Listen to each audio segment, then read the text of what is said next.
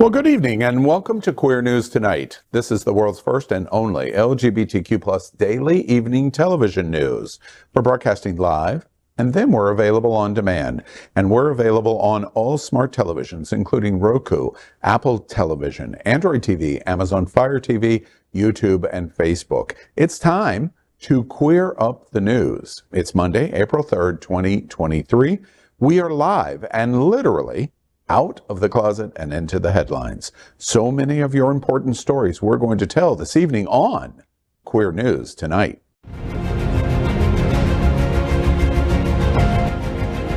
This is the world's first live daily LGBTQ evening news show, literally out of the closet and into the headlines on Queer News Tonight with Al Ferguson.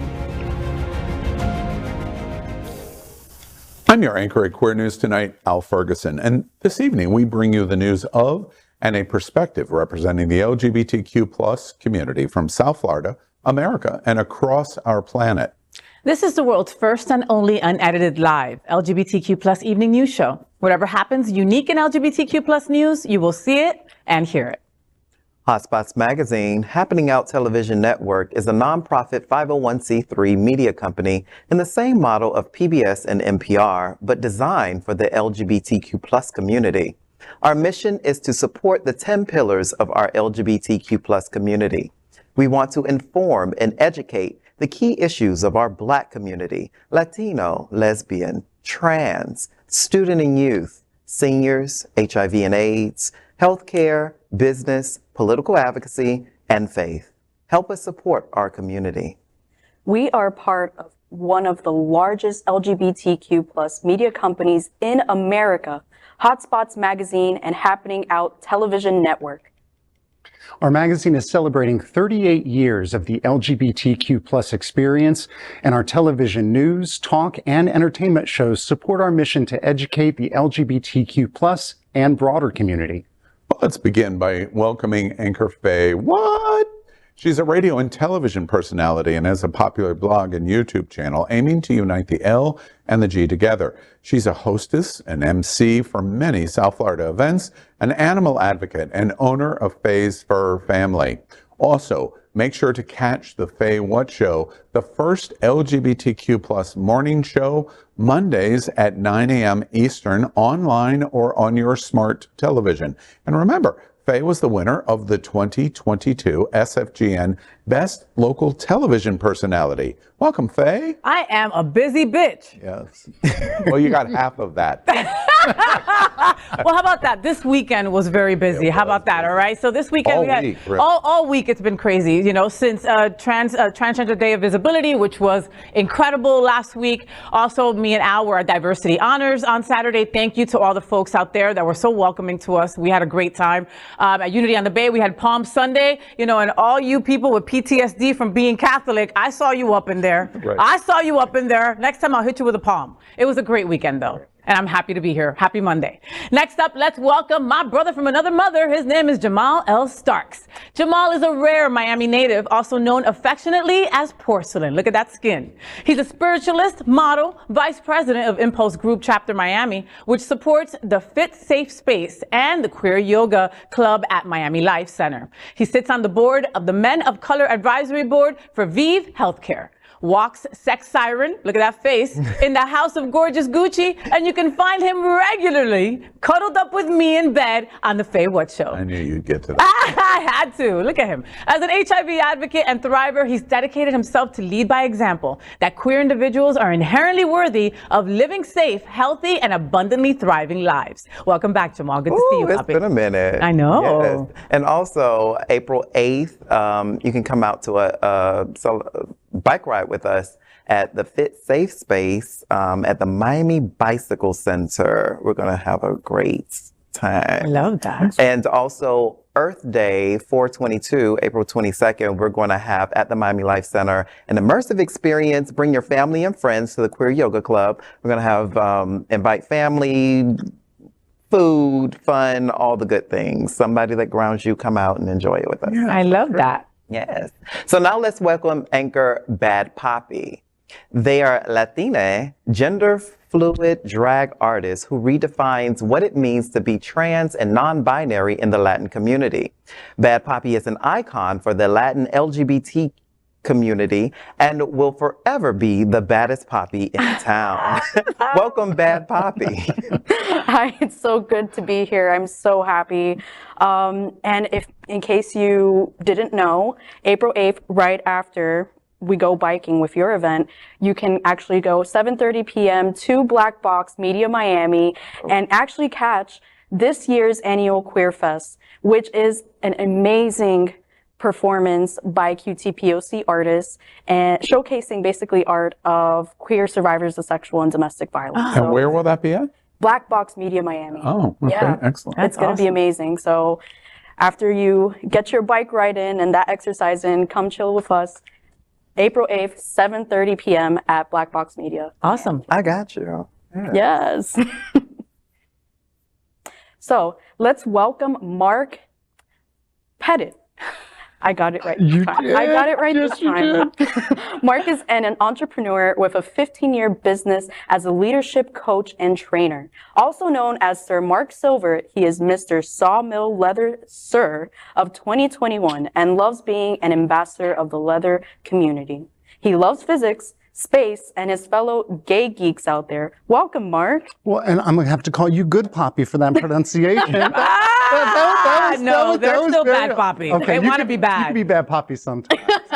But how much of a geek are you? Did you go see Dungeons and Dragons, the movie?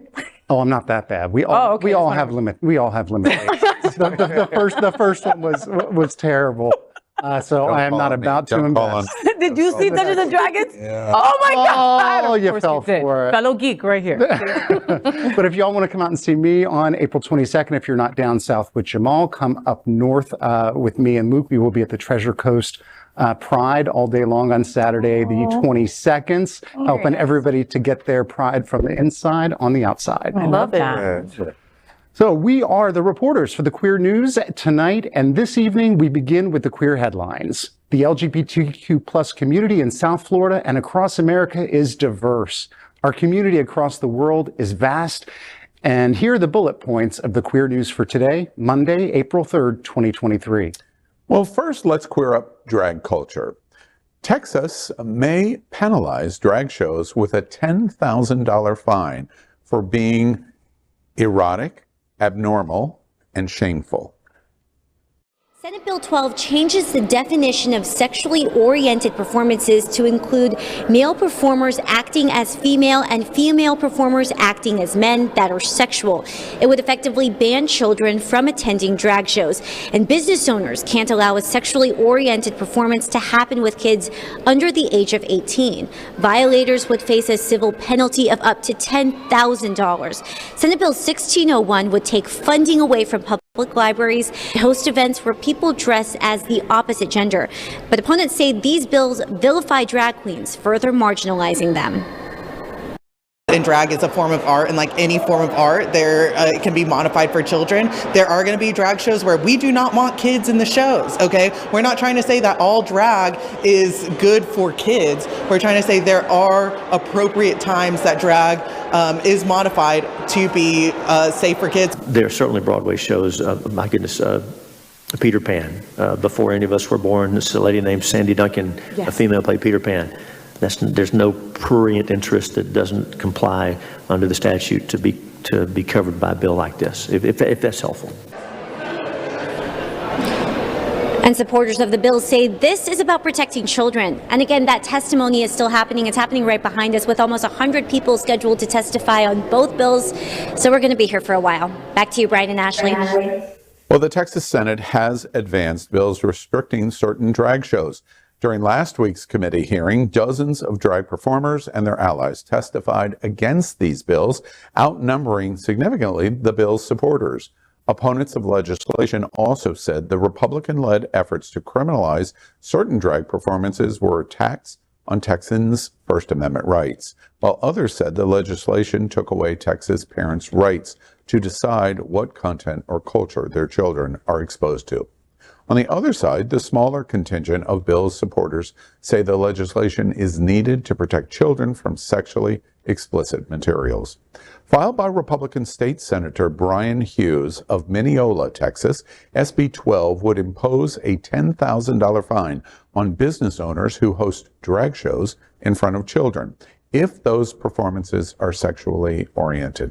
The bill defines a sexually oriented performance as one in which someone is naked or in drag and, quote, appeals to the prurient interest in sex, end quote.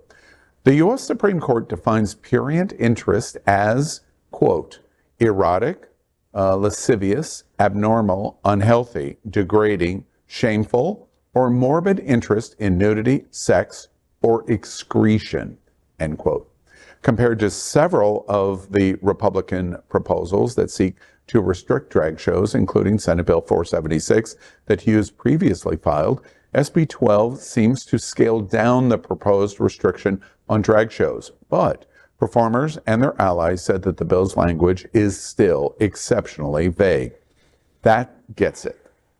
First, the issue here is the severity of the fine being left vaguely. He's done the Ron DeSantis playbook page. Let's make it vague and we'll get the law passed and then we'll redefine it and really kill them with the club that we'll hit them with later. And that's what's happening here in terms of the watered down version. The other moment that is really very significant in this legislation is that they're defining the interpretation of drag on the Supreme Court's decision of what prurient definition of sexual offense is. All of those words that I just told you is the definition that the Supreme Court uses in what is sexually offensive. Now they're going to have this gigantic leap to try to say, well, we're using the Supreme Court's already defined prurient definition, and now we're saying drag meets the prurient definition of sexual explicit, of being sexually explicit. They are not true. It's not true, but it is a very sophisticated and likely in Texas, a very creative and successful way to make drag illegal under this definition. Not only drag, but it's also an attack on our trans community. Do you think that a Republican can tell the difference between a drag queen and a trans woman? Absolutely not. No. And so they're endangering not only the lives of drag performers, but of trans people in general in that state. And it's also a slippery slope when it comes down to entertainment in the LGBTQ plus community at large, because now it's up for debate whether or not Go-Go Boys or any of the entertainment that we put on is of sexually explicit nature. So this is a very dangerous bill in order to make a description of what sexually explicit materials is as this. Yeah. And the legislators comment or question in there that, you know, well, what about Peter Pan? Well, no, Peter Pan can still obviously get through. So it's only prurient when it's people from the LGBTQ plus community. If it's a straight person doing it and they've heard of it before, then it's still okay. Yeah, the description is just awful. I mean, come on, we've all been to a drag show, all right? And lascivious, excretion. I mean, come on. The absence of a drag king. Exactly. You know, it's an art, it's a talent, it's something that you're entertaining people for and with, you know. What I will call out are our LGBTQ plus defenders that are out there showing who they are, not afraid to shine their light. And like you said, Al, there were more of them than the Republicans and the right-wing people there, you know? So we've got to show up, stand up, and protest wherever possible so they can see there is strength in numbers, and you showed it right there. Yeah, and one last thought before we move to Jamaal. It's sad, the crazier this gets, but also, at the end of the day, while it'll have to be fought through, the better it is. Because at the end of the day, the point of the interpretation of who is the violator, could Peter Pan get through? Peter Pan can't get through. No. Because if they say it's okay for Peter Pan, or the joke about Dolly Parton, you know how much money it costs to look this cute? Right. I am a drag queen. The joke that Dolly Parton makes, or Peter Pan, has to interpret the law exactly the same way. Because when these challenges go through the federal courts, eventually all the way to the Supreme Court, the challenge is going to be equal protection under the law. Either it's all or none. They'll lose. They'll eventually lose at the Supreme Court. But the harm that's going to take place is going to be dramatic. And then they're eventually going to lose. Violent.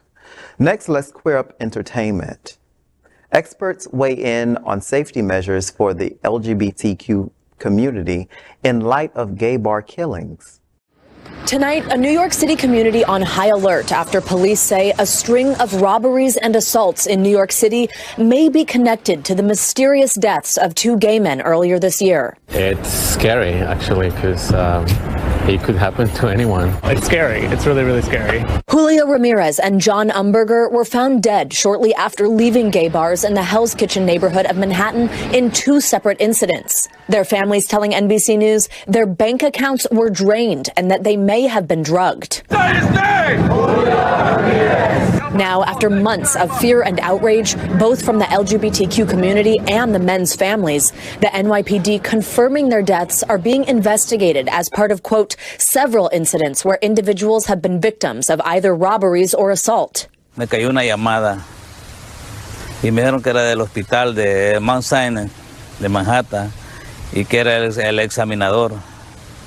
Y le digo, ¿qué pasó? No, tu hijo está muerto. In April, 25-year-old Julio Ramirez was found dead in the back of a taxi an hour after he was seen leaving the Ritz Bar and Lounge with three unidentified men, something his friends say was out of character. To get into a cab with a bunch of strangers to just give away his phone, potentially, give away his belongings, it's just not like him. About a month later, 33-year-old Umberger was found dead after he and two unidentified men left another popular Hell's Kitchen gay bar, The Q. His mother, Linda Clary, telling our New York station that detectives are looking at 14 victims with similar stories who survived, as well as other deaths. There is definitely a system of being drugged, whether it's through drinking something or needles or whatever, that renders the person immobile to protest from being taken advantage of, and it wipes out your memory. Clary says her son's cell phone and credit cards were stolen, with more than $25,000 wiped from his bank accounts. Much like Ramirez, whose family says $20,000 was taken out of his accounts. They seem to clearly target young gay men. The NYPD said the city's medical examiner is still determining Ramirez and Umberger's official causes of death, adding that some, though not all, of the victims in the investigation are believed to be part of the LGBTQ community, which is causing concern and fear from Hell's Kitchen residents and visitors alike. Two law enforcement officials confirmed with NBC News that a Manhattan grand jury has indicted several suspects in connection with the deaths of John Umberger and Julio Ramirez, two men who were drugged, robbed, and killed in separate incidences following visits to New York City gay bars last year. One of the suspects, Shane Hoskins, was arraigned on felony larceny and identity theft charges. The police have also asked for help finding Jaquan Hamilton, Robert DeMeo, and Jacob Barroso. The indictment does not name the other four suspects. The NYPD previously confirmed with NBC News that there are multiple groups of criminals committing these types of crimes against men visiting the city's gay bars. Police also confirmed that comparable crimes were being committed against patrons of bars without any LGBTQ+ affiliation. The two officials also told NBC News that the suspects are believed to be targeting victims for financial gain and not because of their sexual orientation. However, they added that the New York City Police Department's Hate Crime Task Force is assisting in the investigation. Last week, the New York City Medical Examiner's Office also confirmed that it is investigating several additional deaths in similar circumstances to those of Ramirez and Umberger. It is unclear, however, if they were found dead after visiting gay bars or whether they were connected to the indicted suspects. It sounds to me like what's going on here is that they're preying upon those that they feel are weak And I remember when I used to live in New York City, and one of the things was, baby, you have to look after yourself, look after your drinks, about being drugged and things of that nature, because it seems as though I just got back from New York, that crime is on the increase. And we're falling back into these patterns of people preying on specifically our community in the perspective of seeing us as weak, so to speak. And somebody coming to find us at our own clubs. Like, that's the scary part. Like, I've been at the Ritz a million times, you know, and what's sad is that, you know, it's been a couple of years since I lived in New York, and there's something about the LGBTQ plus community in New York, right? You're just like, you go on the subway together, you get in cars together, you take an Uber together, like, you know, you've got that camaraderie that you feel safe enough with them, and now you can't feel that way because of all this crap going on, you know? You got to go back to old school, the buddy system. If we came together, we leave together. No, you ain't leaving with that dude or that girl or whoever. No, you know what I mean? Let's see what's going on first. We have to go back to that and take care of each other. You know, from an entertainment standpoint, it's interesting that you make that observation, because when I started to read about what was going on in New York, it reminded me of True Life into Drama, because this is basically the story of American Horror Story. Wow. This season. Yeah, you're right. Oh my God. Someone is now, of course, they make that a supernatural-ish killer, but it's really contextually the same kind of thing. You're in the gay bar and you just don't know who the real danger is. And it might cost you your life. This gives me flashbacks of like the Matthew Shepard days, and just all of a sudden, you know, you would feel great going out and like you're having a good time, and then something like that happens, and now everybody's watching each other's back. In New York, you would always have your hand over your cup. Or your napkin. Or your napkin, absolutely over it. And I just remember our parents being so fastidious about trying to help us to not appear as gay, to not be targeted. And some of that stuff is really hard to think back on. But I think we're going back. Yeah, I mean, this is really clearly like a rise of anti-LGBT hate that we're seeing across America. This is just basically breeding fear among our community. We can't even, like you said, go into safe spaces without feeling like there's some danger in there. It's very harmful, and it's preventing us from living our lives authentically, safely, and truly. Even in our own spaces, bad Papi. Dios mío. Let's move on before I get madder. Let's queer up gay culture. Wait till you hear their story. OutSports creators' shocking admission of support for DeSantis. The LGBTQ plus community of Florida and across the country was in shock after learning that OutSports editor Sid Ziegler, the co-founder of OutSports, co-founder of National Gay Flag Football League, and the current writer at OutSports and SB Nation, announced via Twitter that he was joining the Republican Party and backing Ron DeSantis. After his post, Ziegler is under attack on Twitter now, of course. It's telling that the only prominent voice coming to his defense appears to be Trump lackey Richard Grenell, who is backing up his support for Ziegler by hyping a poll by Rasmussen, the unofficial pollster of Trump. Ziegler says on Twitter that he doesn't like Trump, but he misses the point entirely. Ziegler says on Twitter that he became a DeSantis Republican because, quote, this completely insane butchering of democracy and our justice system cannot stand. Progressives and Democrats seeking to use the government to attack political foes must be stopped, period, end quote. Ziegler also retweeted a post from DeSantis that partly says, quote, the weaponization of the legal system to advance a political agenda turns the rule of law on its head. It's un-American, end quote. But Ziegler makes no mention of DeSantis's weaponization of our community to advance his political agenda and his career. Wow, take that all in, okay? Like, my first thought is, you know, first of all, Ziegler, you should have kept that crap to yourself, bro, because that is just nuts for you to have said that to all the masses. Now, all those gay flag football players, you better quit, all right? You better grab your bola and your little jockstrap and go and kick rocks, because you cannot be a part of such an organization that is led by this idiot, okay? I'll say that. I'm not gonna lie, I am so glad he came out with it. So glad, because now we know. You're right. Now we know, you know? And how do you call that un-American? I think it is perfectly American that if somebody has committed a crime and there's evidence, it goes to trial and you get treated just like anybody else. To call that un-American really just shows a political leaning.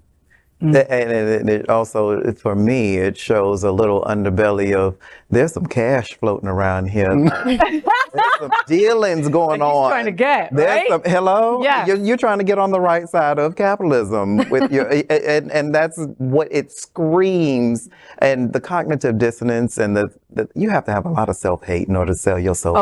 Totally. Word. He's terrible in bed. Let's. If you hate yourself that much, how are you going to love anybody else? Yeah, you're right. Let's say the good things first. OutSports has been in America and worldwide the top LGBT media source in the world for LGBT. They have done an outstanding job. Sid Ziegler has been behind that. He was the creative implementation of that. OutSports has been outstanding. Does he have the right to do this? He absolutely does. Should his free speech, either via OutSports or personally, be infringed in any possible way because he's reporter, editor, voicing support for DeSantis and why others that reject DeSantis, does he earn the right to have that opinion? He absolutely does. Does he have the right to be 100% wrong? He absolutely is. It's shocking to me that Sid Ziegler has done this. And here's a couple of reasons why. First off, Ron DeSantis, let's talk briefly about the record. You know, I'm in all kinds of trouble with my stand-up rejection of Ron DeSantis over the last 2 years, especially last fall going into the midterm election, and lots of things of my opposition to Ron DeSantis. Governor DeSantis ran on a second-term platform that was based on seizing healthcare records at all of our universities to find out who was applying for gender-affirming, even therapy or conversation. He wanted to know everybody that was doing it in our colleges and universities. He has supported book bans of character assassination of LGBTQ community and suggested that there is no place to discuss Black history in the state of Florida, and why he so vividly and strongly says Florida is a place where woke comes to die. And the translation of woke comes to die is that we are not going to have any Black history because it's generated on queer theory. And that's how the Black community's history has been generated. Unbelievably inaccurate. He has supported Moms for Liberty to take over school boards in Florida to recraft a level of education on the local level in our school boards. And Moms for Liberty are the same ones that march and protest with Proud Boys. And DeSantis, in a secondhand way, associates with Proud Boys because of his association for Moms for Liberty. And when you support Ron DeSantis, that's what you're supporting. He has called for a complete elimination of trans healthcare in Florida. Complete elimination.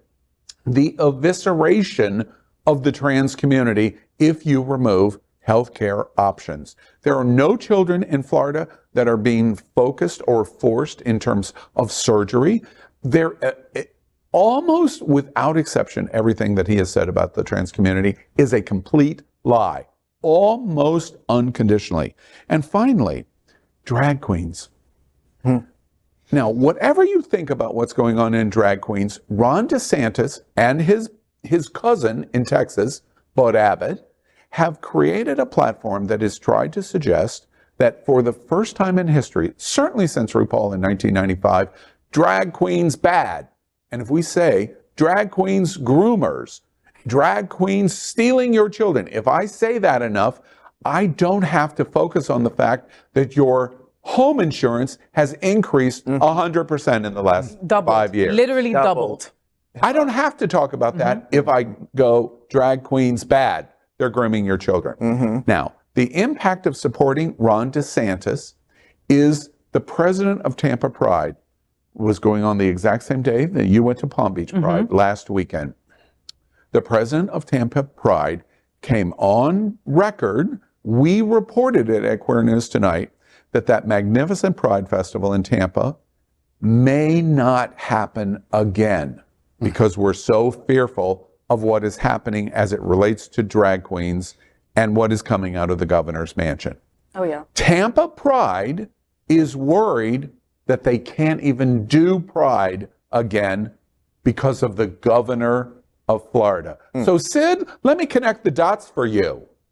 Your support of this fascist governor we have in Florida is completely attacking even our ability to have pride.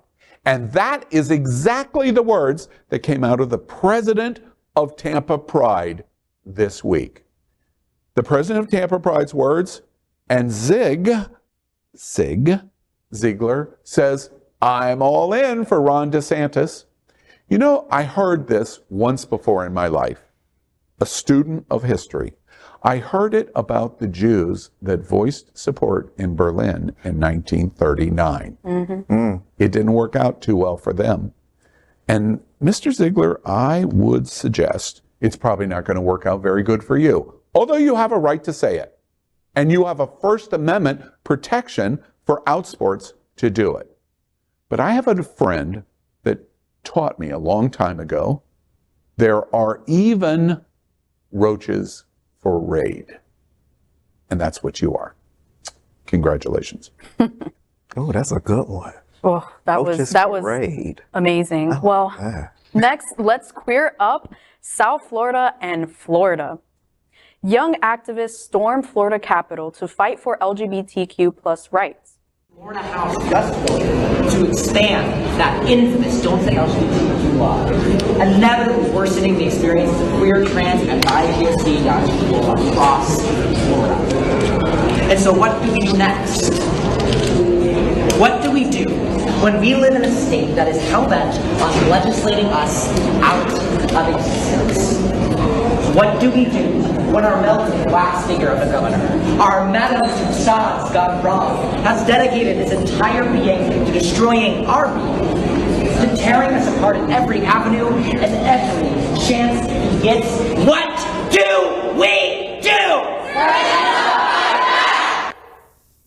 A crowd estimated at around 200, mostly young people, marched from the Florida State University campus to the fourth-floor rotunda in the state capitol Friday, decrying what they called a legislative attack on the LGBTQ plus community. They arrived just as the Florida House of Representatives was voting to support what has been described as Don't Say Gay 2.0. A legislative proposal, HB 1069, that includes restrictions on how pronouns can be used in public schools. As protesters swarmed the rotunda and began chanting loudly, Democrats left the chamber to join them, including Jacksonville Rep. Angie Nixon and Pinellas Hillsborough Rep. Michelle Rayner Goolsby. A few moments later, Democratic House Leader Fentrice Driscoll joined them and told the activists that the only way to blunt the attack is to get more Democrats to the polls. The rally was organized by the recently established Student Unity Coalition of South Florida, a group advocating for BIPOC, Black, Indigenous, and people of color, queer, and trans students from universities in that region. The protest took place on International Transgender Day of Visibility, which the White House also acknowledged last week. A written statement said the Department of Justice is pushing back against extreme laws that seek to ban evidence-based gender-affirming health care. Wow. Take it all in, Bad Papi. Take it all in. All of your faces. All of your faces were just pure shock. Yeah. And that's, I feel like, what everybody is experiencing right now today in Florida. It is shocking to see how far Florida is willing to go to criminalize LGBT people. It is, sorry. No. And this takes me back to the 1950s and 60s, where the civil rights movement was started by students, by university students, led by their chaperones. And right now we're seeing the students being on fire for protecting our rights. And now it's time to catch on fire. It's time to act out. It's time to act up in the state of Florida, because this is really giving me those vibes and those feels for liberation. Like, we have to be angry. We have to get out there, you know? So we can't continue the story without mentioning Max Fenning. He is an anchor here at Queer News Tonight. He's also an anchor on It's Happening Out, and he's just a dear friend of Al and mine and all of ours here. And, you know, he's mad. He's mad. He just turned 21, you know, and he's mad about this whole thing. But why is it it's just the kids out there storming the Capitol for this? The adults should be there with them. You know, Faye, I apologize for jumping on your sentence, but I want to ask you specifically, doesn't it feel, this legislative session, and we're going into week 3, I think we're about 40% through this legislative session. Doesn't it feel like only the kids are out there? It feels like Groundhog Day, Al. That's what it feels like. It feels like freaking Groundhog Day. I can literally attest to that, because I, in addition to being Miami's like baddest Papi, am also a student at FIU, and I've been working closely with the Student Unity Coalition, trying to organize these things, trying to fund their projects, and also like advocately supporting what they are doing out there in the Capitol. It is incredible the work that they are doing. I have to say, congratulations, Max and Max Fenning, Prism, you know, and all of the students from South Florida that went up. Absolutely. This new alliance of students here in South Florida. Safe Schools, South Florida. I wanted to say something, and I'm going to say something about that.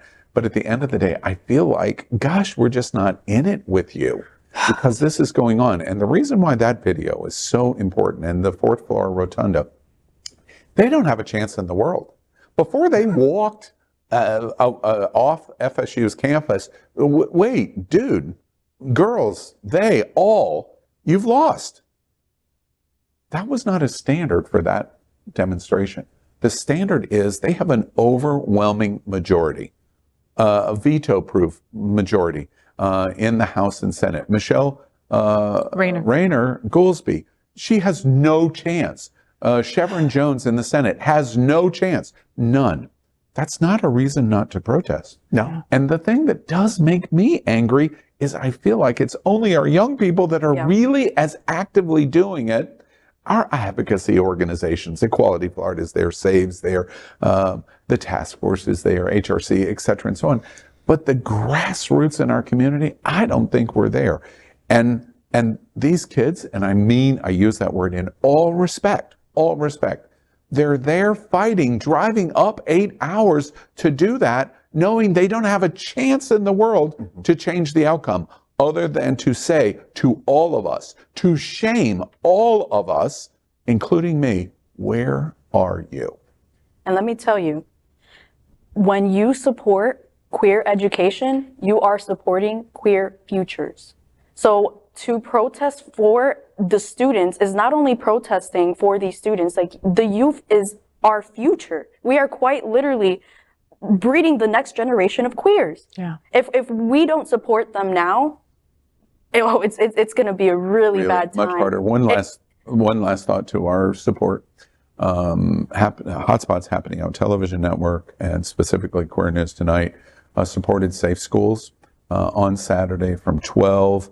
About 2.5 hours, we did a live broadcast, all hosted by voices, including students at FIU and people associated with Safe Schools and non-binary, trans, other kinds of voices, talking about what's happening in schools and book bans and to drag queens and all of the various issues. I congratulate Safe Schools, because they're one of the organizations that say, no, even we're losing, but we're not going quietly into the night. And they continue to put it in front of us. And that's exactly what they've got to do, because they've got to put it in front of us to go and shame us.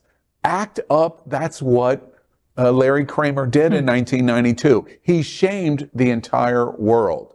You're either with us or you're against us. Period. It is a binary choice. That's it. Are we with these kids or are we not? Let's hope that is just the start of a wave that, just like last time the young people started, and hopefully everybody else will get on board and be there next time. And nothing happened that time either. Sorry, Next. Mark. What a downer I've become. Go, Mark. I apologize. Next, let's queer up drag culture. Trump-appointed judge blocks Tennessee's anti-drag law. A federal judge in Tennessee has blocked the state's anti-drag law from going into effect for now. The law, which restricts drag performances, was signed into law last month by Republican Governor Bill Lee. It passed along with a bill banning gender-affirming care for youth. Those found in violation of the law, which outlaws adult cabaret entertainment with male or female impersonators, could face felony charges on repeat offenses. It bans drag performances from public property or venues that, quote, could be viewed by a person who is not an adult, end quote. Memphis-based nonprofit Friends of George's, a theater company that produces original drag-centric performances, has sued the state over the law. I just have a huge question on this when they're defining what public space is and you consider how virtual the world is now. What about RuPaul's Drag Race being on somebody's TV or being broadcast in a public space? What about the performers from last night or 2 nights ago, the Country Music Awards, where you had 4 of the queens go up there, which I thought was a really beautiful thing. But is that then going to be a felony because now it's a crime and happening over state lines as well? Yes, it's going to be a crime. It has to be because it can't sustain challenge of equal protection under the law. So everyone's all in.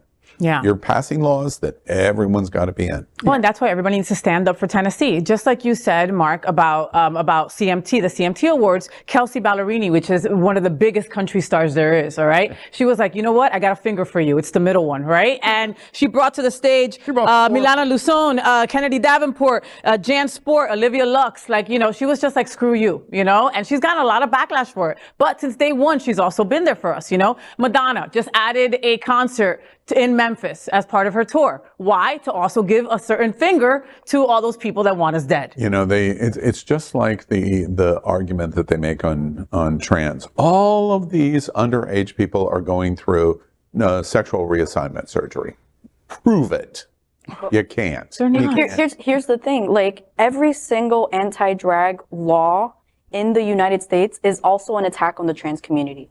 Period. Because again, like, they can't, first of all, tell the difference between a drag performer and a trans person, but also it's basically denying somebody's way of expressing their own gender, regardless of whether they're trans. And also making a living, Papi. And making a living. You know, there's a lot of, you know, trans family that would have to go be doing sex work if they weren't doing the art of drag. And let's, you go. It's so sad because all of this is reductive.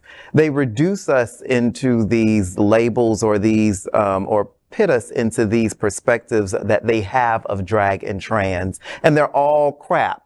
Like, drag is an art. Like, speaking of the most famous movie, Black and White, where Ronald Reagan and the army is all in drag. Active army members are in drag. But because they don't understand what they don't understand, they make it vague and they want to paint us with this broad stroke that we're all overly sexualized deviants who basically go out and groom children.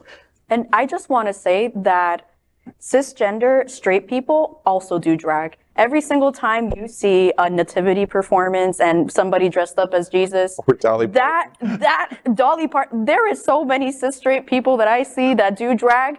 Are you going to arrest them too? Well, I mean, there's a famous quote, we're all born naked and the rest is drag. I wonder who said that.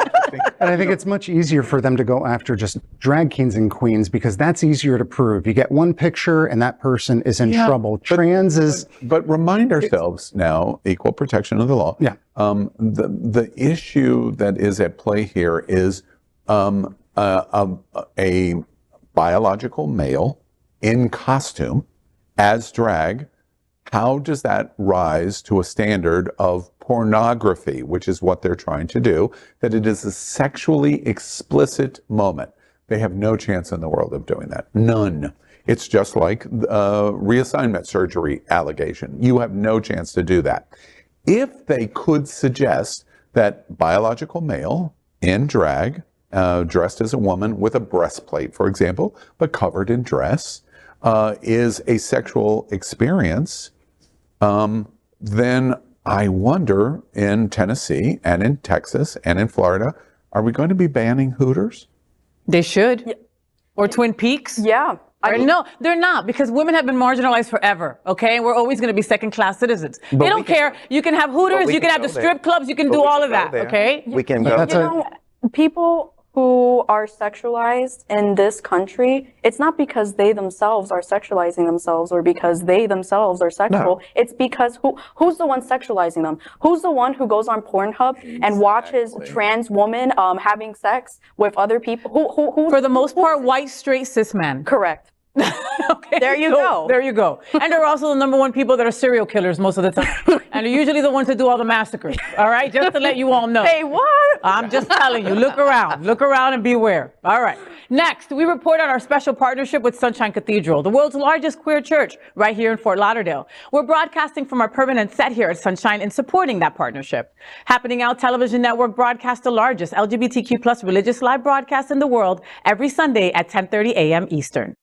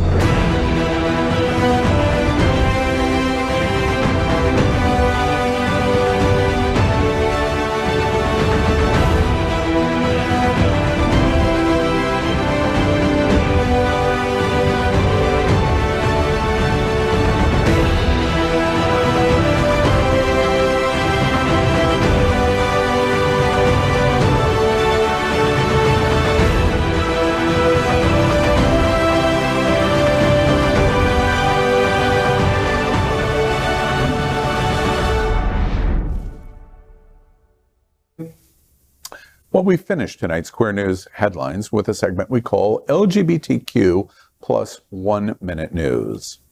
LGBTQ plus 1 minute news. Let's queer up the USA View. Judge orders Texas public libraries to return banned LGBTQ plus books. A federal judge in Texas ruled that at least 12 books removed from public libraries by Llano County officials, many because of their LGBTQ plus and racial content, must be placed back onto the shelves within 24 hours. Books ordered to return to shelves include Cass, The Origins of Our Discontents by Isabel Wilkinson. They Call Themselves the KKK, The Birth of an American Terrorist Group by Susan Campbell Bartoletti, and Being Jazz, My Life as a Transgender Teen by Jazz Jennings. U.S. District Judge Robert Pittman said in order that the library system also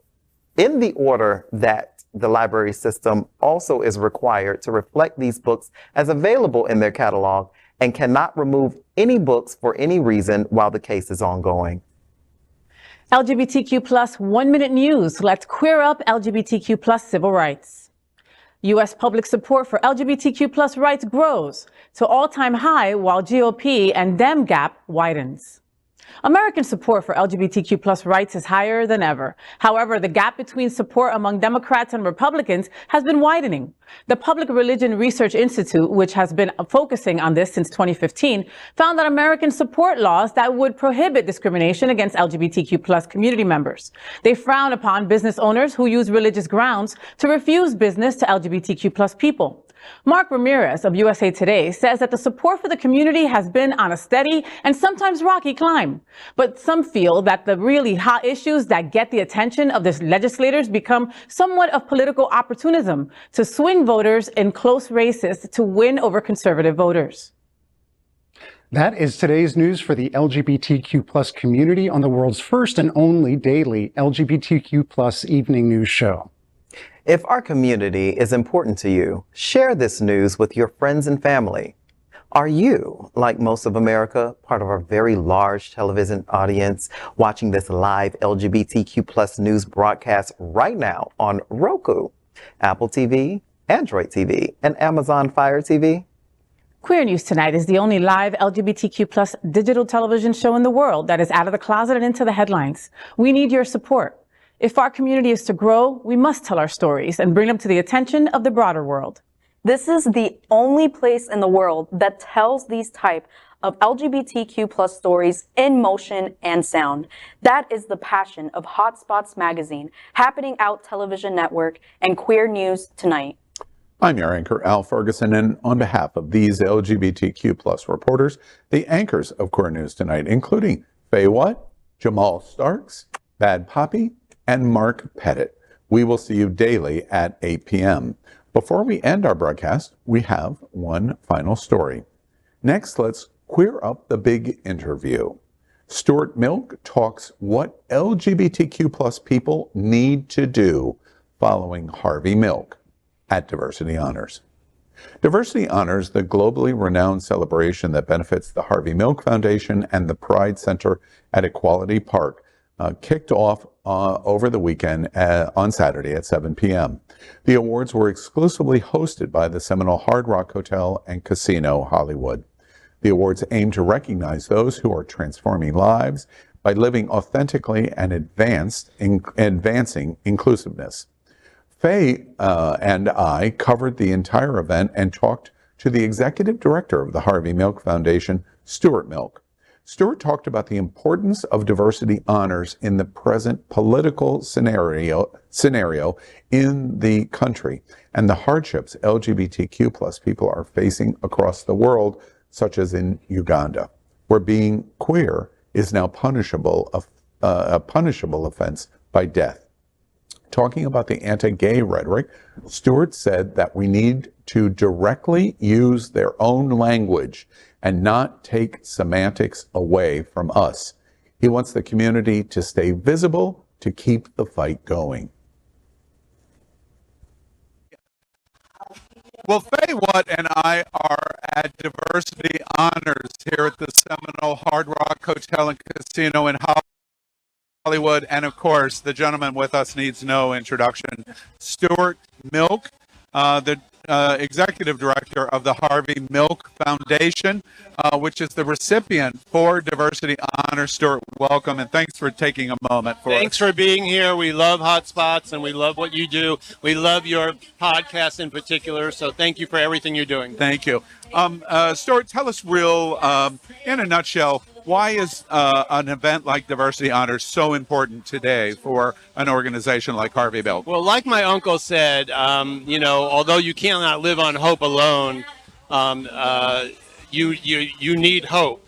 And without hope, life is not worth living. And so we are in a day when, it's 2 steps forward, 1 step back. Well, we're in the 1 step back in many ways across the world. Uganda just not only was LGBTQ they people. Banned us, basically. Well, but no, it's now a offense that's punishable by death. Yeah. So we've been banned there, but they took it a step further. So and then we've got the attack on the drag community here, and we've got the attack on the trans community, and it's that saying that the arch, as Martin Luther King said, the arch of the moral universe bends towards justice, but it does bend very slowly. And as you'll hear in my remarks tonight, we need people to help bend that arch. Yeah. So we need news programs like this. We need people to understand that you can celebrate our community and at the same time challenge our political system to not move backward. Yeah.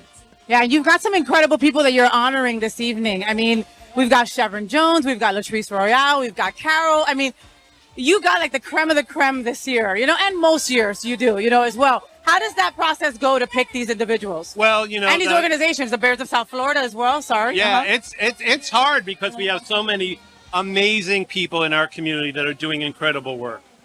Yeah, Stuart, I want to ask you briefly. It's a great opportunity to have Stuart Milk and the Harvey Milk Foundation in South Florida. So much of what we're watching here in Florida out of the current legislative session, but especially the governor's mansion and his march to next year. I'm just curious from your seat, If your uncle was alive today watching what we're seeing in Florida, what do you think he would say? Well, I think one of the things he would do is challenge the way we're dealing with it. With Anita Bryant said that we're recruiting the children. So guess what? He started his speech, I'm here to recruit you. We need to take the dialogue. You know, DeSantis says, well, you know, woke has come here to die. Well, we should say, no, woke has come here to allow people to live. Yeah. It means the celebration of diversity. I think we need to directly use their language and not take semantics away from us and allow us to challenge that. I'm curious. I hear that observation loud and clear. Are you optimistic that the LGBTQ community is going to take up the challenge that you just gave them? Well, you know, I am always optimistic. I just came back from you know, fighting with Russian antagonists who almost got Europride stopped. And we were able to work with the Serbian Prime Minister. The Milk Foundation, we were the only international organization there. I met with the Prime Minister. We reported on that, by the way. And I met with the Prime Minister, and she ended up bucking her party and the majority of her people. And guess what? The world didn't end. People saw it didn't end. They had a pride parade. No one was hurt. There were some police that had a battle. But at the end of the day, it enriched that community. And I think people can see that. And you as a political leader can stand up to hate, as Anna did, the Prime Minister, and still keep your job. And that's what we need to get out there. My final question for you, Stuart, is with what we've watched, so many people in our community say, well, we got marriage and now we're satisfied and we kind of went into a lethargic period. For those that are listening to Stuart Milk of the Harvey Milk Foundation, what do you want our community to do? Well, I want us to remain visible. So, and all members of our community remain visible. Marriage equality has, you know, no one is going to say take away gay and lesbian rights, because people have gone to gay and lesbian weddings and they know gay and lesbian people. Less people know people who are of the trans and non-binary community, and therefore we need to keep the visibility moving forward. My uncle realized that the reason we didn't see progress is that nobody was visible when he was running, and so we need to keep that. We need people to keep taking off those masks and prove that our visibility is an empowerment, not just for the LGBT community, but for every minority community. Yeah, absolutely. Well, we're here. Fay and I are here at Diversity Honors. It's a big party to recognize the lions in our community, but it is a party for a purpose, and that's the support of the Harvey Milk Foundation and Stuart Milk and their vital interest and purpose in our community. Stuart Milk, thank you very much for being with us. You deserve a drink or 5. Go, have some. Thank you.